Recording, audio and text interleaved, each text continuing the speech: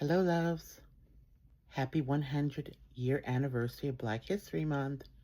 Let's talk about some of our Black leaders and pioneers. Let's get into it. Madam C.J. Walker. She was an entrepreneur, a philanthropist, a political and social activist. She was the first Black female self-made millionaire. She's the world's most successful female entrepreneur of her time and one of the most successful African Americans. She made her fortune by developing and marketing a line of beauty and hair products for Black women. She made financial donations to numerous organizations and became a patron of the arts. In 1993, she was inducted into the National Women's Hall of Fame in Seneca, New York. Let's talk about Marcus Garvey. He was a Jamaican political leader, a journalist, a publisher, an entrepreneur, an orator, and he was a proponent of Pan-Africanism movement. In 1914, he founded the Universal Negro Improvement Association and African Communities League, which is the UNIA and ACL. At its height, the organization had over 5 million paid members worldwide. It was the largest African diaspora organization of its time. In 1919, he established the Negroes Factories Corporation. He also founded the Black Star Line, which was a shipping and passenger line that promoted the return of African diaspora to their ancestral land. Garvey was one of the most influential leaders of the 20th century in Jamaica. Let's talk about Maggie Lena Walker. In 1903, Walker founded the St. Luke Penny Savings Bank in Richmond, Virginia.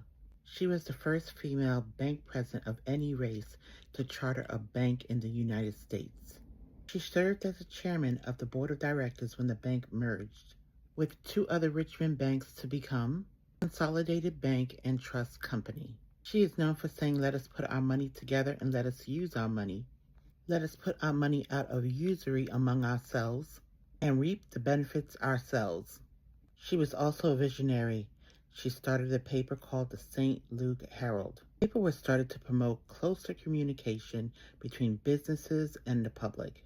In 1925, she received an honorary master's degree from Virginia Union University.